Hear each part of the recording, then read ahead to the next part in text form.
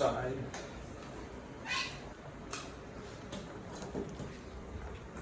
So this one plug on, he can work is just a standalone without power, have a small battery.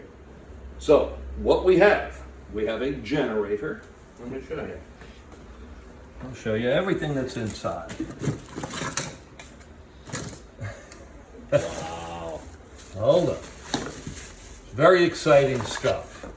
Sure. I'm missing the motherboard. That's okay. We don't need that. All right. What we have is panel, display. console, a generator. And I'm missing Generator. one more. Hold on 1 minute.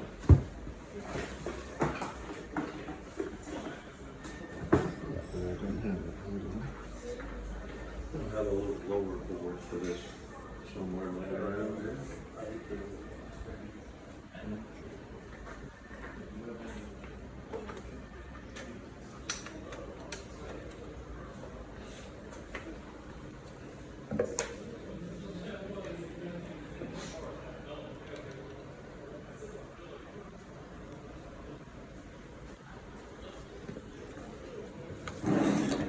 Okay. Right. So this is the magic of Johnny G. Okay, so put this way. So when you pedal the bike, Yes. we have a generator. This is our generator, Mm-hmm. and our generator is much bigger than our competitors. Our competitors' generator is only this big, Okay. very small. Mm-hmm. I'm using a much more high-end generator, more Yeah. powerful, and more sturdy. It will last forever. The generator that's being used now, like Schwinn uses this generator. Schwinn is a big company that makes spin bikes. They have a lot of problems with their generator because it's a toy generator. So we are using an industrial high-level generator. So this generates power. So when you start pedaling, the power comes on, and you can see there that the electronics come on. Right. We do not use a battery. Okay. Okay. What we use are called supercapacitors. That's these two guys and this guy. These are like batteries, but they're not batteries. But they store energy, they store power, like a battery. Right. Except they never fail. You don't have to charge them all the time. You don't have to do anything. So our competitors use batteries. Even though they have a generator, they use a battery, but the batteries, after some time, when we build the product and they ship it, by the time the customer gets it, they need to charge the battery because the battery's dead. You have to ride the bike for an hour to charge the battery. Okay? Supercapacitors charge very quickly. Within 30 seconds, it goes to full charge. So when you get on the bike and you start pedaling, the generator charges up our capacitors, and when you stop pedaling, the generator stops. The capacitors are like batteries, and they can maintain the power, keep the power on to remember all of your data, can keep your connection to Bluetooth or the leaderboard. So in classes, they have a big, at the front of the class, our bike connects to the leaderboard, so all the bike's data is shown up there. So if you stop pedaling, we maintain power to this little guy, which is the Bluetooth and Ant Plus transceiver that does all of the stuff. So this is our little power board where we take the generator. The generator, the faster you spin this, the more power you get, but we have to control that. So even though this is putting out a lot of power, we have to take that power and just maintain 5 volts or power for our little CPU, which is this guy, and that runs everything. And here's our display. What we did, if we look at our competitive bikes, and we have a lot of information I can give you about competitors. And when we started this project, Johnny G came here, he sat right here, and we spent hours, me teaching him about electronics for bikes, because Johnny G is a bicycle guy. He invented spinning. He sold spinning like 12 years ago, before any spin bikes had any kind of electronic console. So now we work with him. He comes here and he says, Brian, teach me about electronics on spin bikes. What is going on? So I said, well, if you look at every spin bike, and you can look yourself, High Level, Schwinn, all those guys, Life Fitness, ICG, and Matrix, they all have an electronic console. And they all look like this. Okay?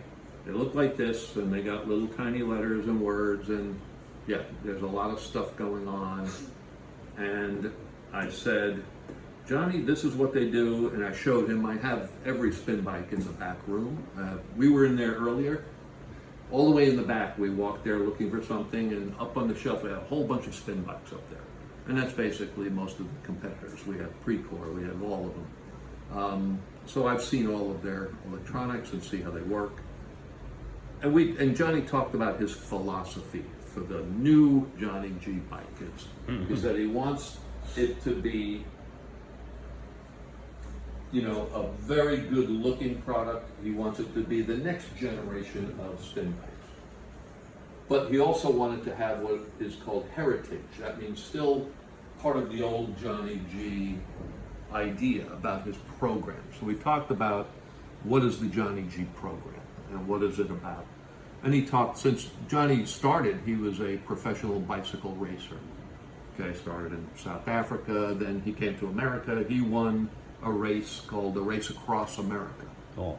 So going from one coast to the other coast, which is it's a long way. Yeah, sure. That takes, if you drive straight through, that'll take you a week by car if you don't sleep. So that's a big deal. So we talked about the reason he developed the first spin bike, and it was for training for bicycle racing. So his new program is about more about road bike racing and going back to the roots of spinning, to talk about time trials and distance and time are the two main important things about bicycle racing. So we talked about, okay, so what, when I look at everybody's console that's this big and they've got 25, 30 pieces of data on there, I said, to me that becomes really complicated. And it's also not going to speak to the Johnny G, he called it Johnny G method, the method of, how to train on a spin bike. So we talked about, so what are the main important things that users need to see were on the bike? They don't need to see 30 things during the class. It's there, but so we picked basically 5 basic sets of data for users to see at one time. So you can see it all at one glance. And here we've got the resistance level, because this is the first spin bike that does not use a manual knob for resistance. Yeah. We're using electronic shifting. Okay. So we created the electronic shifting. The levels are based on a road bicycle gear. So you taking Johnny's bicycle. Johnny has his own bicycle he still uses. Using his gearing from his bicycle, we created the proper resistance levels and distance measurements for each gear. Okay. So here we show the level, here we show RPM or cadence, time, distance. This is warming up, hold on, enjoy the ride. Watts and heart rate. Okay. Okay, so we have those sets of data, but we also have, hold on. I'm trying to remember how to do this. Hold on a second. Oh, that's not what I wanted to do. Hold on.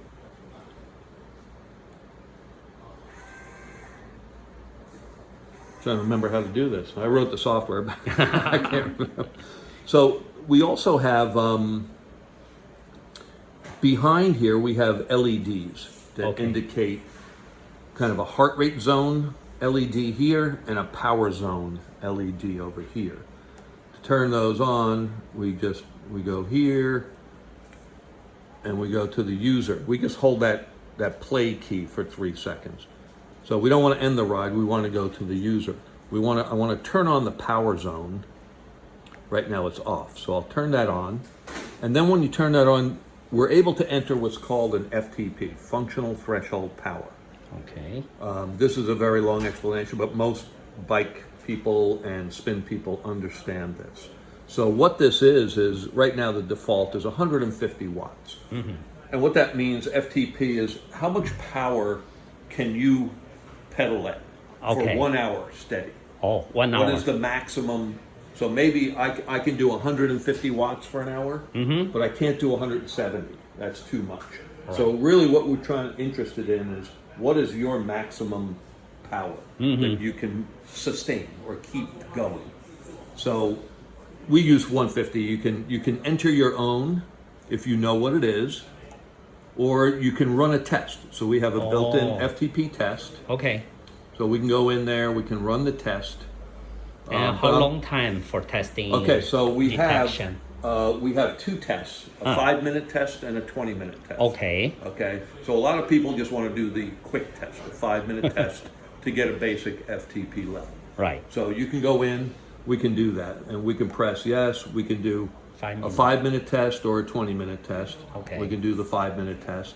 So it starts with a warm-up, you warm up for 30 seconds, and then the test is you have to try to, you adjust your own resistance and power, and you try and figure out how much power can I do for 5 minutes. So right here is our LED that's showing our power. So the power is actually what we call a power zone, okay? And that will change the more power I do. Right now, go.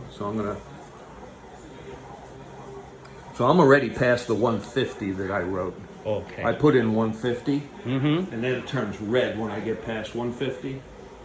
But below that, it'll do different colors depending on my power. Okay. So this is actually a power meter that's showing different color, different levels. Basically the different power based on my FTP that I entered earlier. Okay. Actually, I'm going to stop this because I'm not doing a 5-minute test. Right. But the main thing is I kind of wanted to show that light.